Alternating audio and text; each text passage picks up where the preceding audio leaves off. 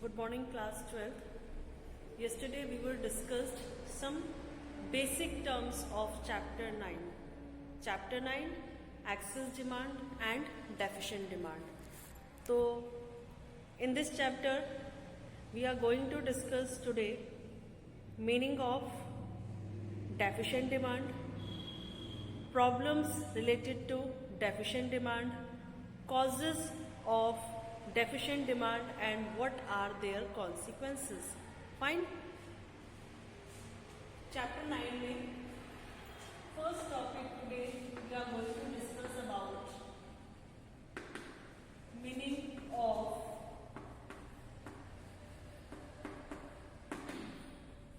deficient demand. Meaning of deficient demand. Deficient demand means क्या होता है बेटा? When aggregate demand is less than aggregate supply. When aggregate demand less than aggregate supply corresponding to full employment.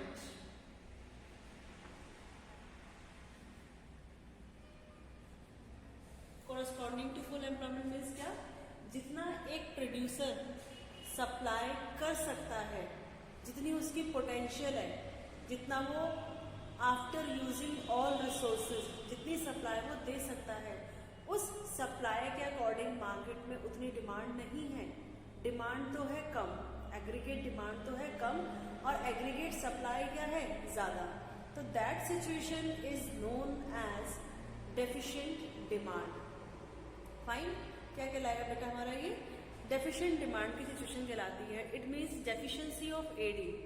Deficiency of AD demand is said to be deficient when it is lower than it is required for the full utilization of resources. यानी जितनी demand चाहिए, जब हमारे पास सारे resources use हो रहे हैं उसके अकॉर्डिंग जितनी डिमांड चाहिए उतनी डिमांड मार्केट में है नहीं. Let suppose after using all resources जो प्रोड्यूसर्स है वो 2000 यूनिट्स की सप्लाई कर सकता है, but in the market demand is only 1200. यानी when we are using all resources तो एग्रीगेट डिमांड सप्लाई कितनी निकल कर आई? 2000 यूनिट्स की, बट मार्केट में डिमांड तो नहीं है. तो ये सिचुएशन हमारी कौन सी है? Deficient demand. Why? Because aggregate demand is less than aggregate supply, और we can say that aggregate supply is more than aggregate demand. Fine. तो this situation is the part of the deficient demand. Now how we are going to measure deficient demand? हम deficient demand को किस तरीके से measurement कर सकते हैं? That thing we are going to discuss with the help of the diagram. Fine. तो measurement of deficient demand को हम डायग्राम की हेल्प से आपको एक्सप्लेन करेंगे. Here we represent always aggregate demand. Here we are going to represent the GDP, income, और we can set that output. कुछ भी हम दिखा सकते हैं क्योंकि जो कंट्री का आउटपुट होता है उसके अकॉर्डिंग ही कंट्री की क्या होती है? जीडीपी होती है. फाइन. और जीडीपी जितना ज्यादा होगा या जितना कम होगा उसके अकॉर्डिंग ही हमारा क्या होगा? Income level. तो ये तीनों टर्म्स आपस में क्या है? एक दूसरे पर डिपेंड है. फाइन. तो एग्रीगेट डिमांड जो हमारा होता है, सबसे पहले हम क्या करेंगे? ओरिजिन से इनकम को पास करेंगे and income is always equals to aggregate supply. Fine. हमारी जो सिचुएशन है एग्रीगेट डिमांड की वो क्या है? इतनी डिमांड मार्केट में है प्लान. ठीक है, इतनी डिमांड मार्केट में है. This is aggregate plan demand.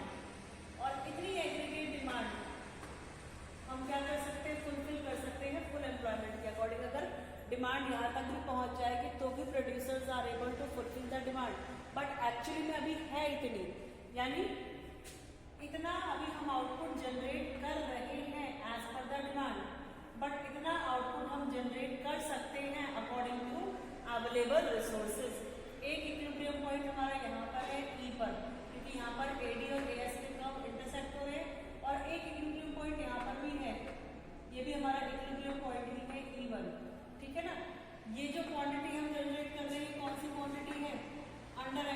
Quantity, मतलब इस आउटपुट को जनरेट करने के लिए हमें सारे रिसोर्सेज यूज नहीं करने हैं, ठीक है। ये अंडर एम्प्लॉयमेंट है और ये आउटपुट हमारा कौन सा है, when we are going to use all resources, full employment, fine.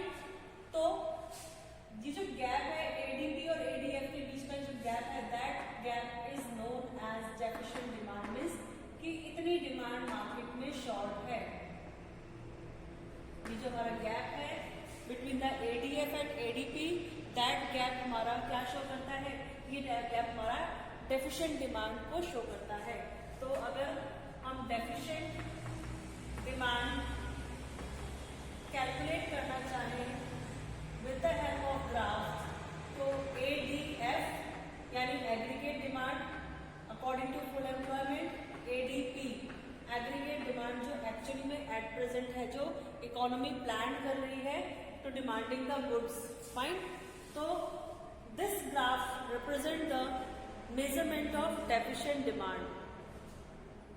Origin से we are going to pass income and income is always equals to supply, that's why we write here y is equals to AS, fine. Actually में जो demand है market की aggregate demand है, उसके according हमारा curve यहाँ से पास हो रहा है। तो ये एडीपी है जो कि वो डिमांड है जो कि इकोनॉमी प्लान कर रही है, और यहाँ तक की डिमांड जो है प्रोड्यूसर्स कैन फुलफिल, वो पूरी कर सकता है, फाइन। अब जो इन दोनों के बीच का गैप है एडीएफ और एडीपी का जो गैप है, that gap is known as deficient demand. इस एडीपी के अकॉर्डिंग हमारा एक ग्राफ यहाँ पर इंटरसेक्ट हो रहा है एएस से, तो यानी इतना आउटपुट हम जनरेट कर रहे हैं as per the requirement of the economy, लेकिन इतना आउटपुट हम जनरेट कर सकते हैं as per our potentials, fine. तो this is the measurement of deficient demand. Now the next topic is what are the causes behind deficient demand. ऐसे क्या क्या कॉजेज हैं, व्हाट आर द रीजंस जिनकी वजह से हमारी इकोनॉमी में there is a deficiency of demand in the economy. तो डेफिशिएंट डिमांड को हम कैसे कैलकुलेट करेंगे बेटा, क्या कारण है deficient demand causes of deficient demand. Aggregate demand के हमारे 4 कंपोनेंट्स थे, private consumption expenditure, government expenditure, producers investment और G net exports. They are the 4 components of aggregate demand. यही 4 कंपोनेंट्स हमारे क्या करते हैं बेटा, डायरेक्टली इम्पैक्ट डालते हैं in the situation of deficiency. अगर हम इन चारों को ऐड करके we will get the value of aggregate demand, और इसमें से कोई भी एक वैल्यू अगर रिड्यूस हो जाती है, लेट्स सपोज जो हाउस होल्ड सेक्टर्स है they are plan to less consumption, वो लेस कंजप्शन करने की प्लान कर रहा है, it means the value of C decline. और अगर वैल्यू ऑफ सी डिक्लाइन घटता है तो ओवरऑल जो समेशन वैल्यू होगी, जिसको समेशन करके हमारा एग्रीगेट डिमांड आ रहा है, that will also goes decline, वो भी कम हो जाएगा। तो इसका मतलब क्या हुआ कि अगर हमारे कंजप्शन एक्सपेंडिचर रिड्यूस हो रहे हैं, जो कि one of the important component of AD है, तो because of that the value of AD is also decline और रिड्यूस्ड। या governments are plan to reduce their own expenditures due to any condition, due to any situations, due to any reason, किसी भी कारण से government ने plan करा है इस साल की वो अपने खुद के खर्चे कम कर देगी, ठीक है ना। गवर्नमेंट कहाँ पैसा खर्च करती है, सोशल वेलफेयर एक्टिविटीज पे, पब्लिक वेलफेयर एक्टिविटीज पे, या फिर आपका डिफेंस पे। तो एट दैट टाइम या in this year government plan to reduce their own expenditure. तो जब गवर्नमेंट अपने खुद के एक्सपेंडिचर प्लान कर रही है रिड्यूस करने की, तो what will be the impact, the value of G reduce और and the value of G reduce. तो एज वी नो दैट कि government expenditure is also one of the important component of AD, it means the value of AD is also decline. तो it is the cause of deficiency of demand also. If producers are plan to reduce their investment और they are planning to disinvestment, disinvestment मतलब कि जहां पैसा लगा हुआ है उन्होंने निकालने का सोच रहे हैं कि पैसा निकालना है, ड्यू टू एनी रीजन भी मार्केट डाउन जा रहा है, प्रॉफिट नहीं हो रहा, लॉस होने के चांसेस ज्यादा हो रहे हैं। तो इस सिचुएशन में हमें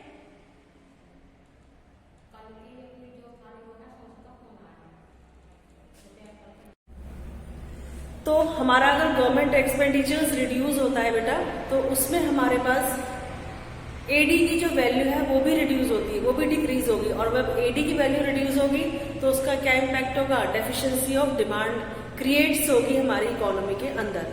फिर इन्वेस्टमेंट, अगर प्रोड्यूसर्स अपने खुद के जो इन्वेस्टमेंट एक्सपेंडिचर्स है they are plan to reduce या they are plan to disinvestment, उन्हें पैसा डिसइन्वेस्ट करना है, तो उसका क्या इम्पैक्ट होगा, when they are planning to disinvestment, यानी वो बिजनेस में पैसा निकाल रहे हैं, और जब पैसा निकालेंगे तो उसका मतलब क्या हो गया, वैल्यू ऑफ इन्वेस्टमेंट डिक्रीज हो रही है।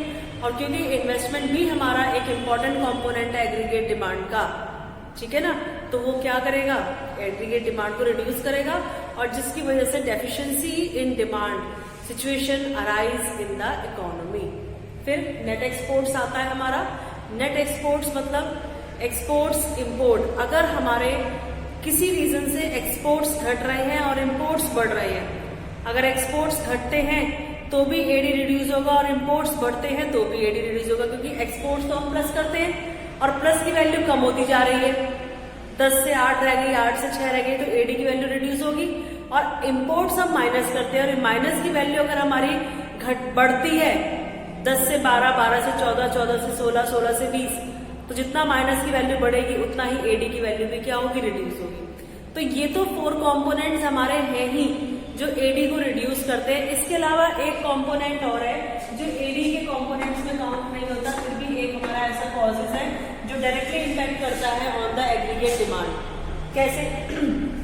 जो टैक्स इम्पोज करती है गवर्नमेंट 2 सेक्टर्स पे इम्पोर्ट करती है, हाउस होल्ड पे भी, हाउस होल्ड सेक्टर को भी अपनी इनकम पे टैक्स देना होता है और प्रोड्यूसर्स को भी अपनी इनकम के ऊपर टैक्स पे करना होता है। तो ये दोनों सेक्टर्स हमारे किसके पार्ट है, एग्रीगेट डिमांड के। अगर गवर्नमेंट टैक्स बर्डन इंक्रीज कर देती है on household as well as on producers, कि जो हाउस होल्ड कमा रहा है उस पर उसका टैक्स बर्डन पहले से ज्यादा हो गया, तो उसकी अपनी परचेजिंग पावर या उसकी अपनी personal disposable income, now what is personal disposable income, जब हम गवर्नमेंट को टैक्स पे कर देते हैं उसके बाद जो इनकम बचती है that income is known as personal disposable income. After paying tax out of income the income is remaining, that income is known as personal disposable income. तो जब हाउस होल्ड सेक्टर्स पे टैक्स बर्डन पहले से ज्यादा हो गया है, it means उनकी पर्सनल डिस्पोजेबल इनकम रिड्यूस हो गई, जो उनके पास पैसा बचा वो कम बचा। जब पैसा कम बचेगा तो खर्चे भी तो कम हो जाएंगे, तो एग्रीगेट डिमांड क्या होगी, उससे रिड्यूस हो जाएगी हमारी। फिर अगर हमारा प्रोड्यूसर सेक्टर्स पे हम टैक्स बर्डन पहले से ज्यादा इंक्रीज कर रहे हैं, प्रॉफिट पे टैक्स हमने इंक्रीज कर दिया है, तो इससे भी क्या होगा, it also reduce the investment of producers, तो because of that the value of AD starts decline, fine. तो these are the causes of the aggregate demand. Now the last topic of this deficient demand is consequences. Consequences means if in the economy there is a situation of deficient demand, then what kind या what consequences faced by the economy? Consequences of deficient demand. Deficient demand when AD is less than AS. सबसे पहला consequences क्या होगा कि जितने भी resources economy में available है, जितना भी हमारे पास रिसोर्सेज अवेलेबल है इकोनॉमी में, उसका हम सारा यूज नहीं कर पाएंगे। तो सबसे पहला हमारा क्या हो जाएगा, under employment equilibrium. First consequences is under employment equilibrium. Means भाई जब एडी कम है, एएस ज्यादा हो रहा है, तो ऑब्वियसली प्रोड्यूसर्स क्या करेगा, अपनी सप्लाई कम कर देगा, डिक्रीज कर देगा। कितनी डिक्रीज कर देगा, जितनी मार्केट में डिमांड है। इट मीन्स उसके सारे रिसोर्सेज प्रॉपर यूज नहीं हो पाए, रिसोर्सेज आर रिमेन अनयूटिलाइज्ड, जिसकी वजह से जो सिचुएशन आएगी वो कौन सी आएगी, हमारी under employment equilibrium. AD is equals to AS तो है, but resources are not fully utilised. फिर सेकेंड सिचुएशन अराइज होगी हमारी, जो हमने डेफिशिएंट डिमांड का पीछे ग्राफ पढ़ा था, तो डेफिशिएंट डिमांड क्या था, एडीएफ माइनस एडीपी। इसी गैप को, that gap is known as deflationary gap. क्योंकि जब मार्केट में डिमांड्स कम होती है, सप्लाई ज्यादा होती है, तो उसमें क्या होता है, मंदी आती है, रेट्स डिक्रीज हो जाते हैं, कम हो जाते हैं, तो that is called deflationary gap. फिर third, measurement of deflationary gap, तो वही सेम इसका जो हमने ग्राफ पढ़ा था मेजरमेंट ऑफ डेफिशिएंट डिमांड का, सेम ग्राफ एप्लीकेबल होता है measurement of deflationary gap. Undesired stock, जब मार्केट में हमने सप्लाई ज्यादा कर दी और डिमांड इतनी रही नहीं, तो हमारा सारा सामान तो बिक नहीं पाएगा। हमने तो इस उम्मीद से सारा प्रोडक्शन करा था कि मार्केट में बिक जाएगा, लेकिन बिका कितना, 2000 में से सिर्फ 1200, तो वो जो 800 पीस बच गए वो क्या है, अनडिजायर्ड स्टॉक। हमने सोचा नहीं था कि स्टॉक बचेगा, लेकिन वो ना चाहते हुए भी स्टॉक बच गया, तो वो हमारा अनडिजायर्ड स्टॉक में काउंट होगा। और loss of profit, last loss of profit, हमने 2000 पीस बनाए इस उम्मीद से कि 2000 पीस बिकेंगे, उसके हिसाब से प्रॉफिट कमाएंगे। बिके कितने, 1200, जब पीस 1200 बिकेंगे तो प्रॉफिट भी तो आपका डिक्रीज हो जाएगा। जितना आप 2000 पीस के बिकने पे कमाते, उतना आप 1200 पीस बिकने पे तो नहीं कमा पाओगे ना। तो इट मीन्स क्या, ये आपका क्या है, लॉस ऑफ प्रॉफिट। फाइन, तो ये हमारा टॉपिक था deficient demand meaning, measurement, causes and their consequences. Tomorrow we will discuss about the excess demand meaning, measurement, causes and their consequences. Thank you class.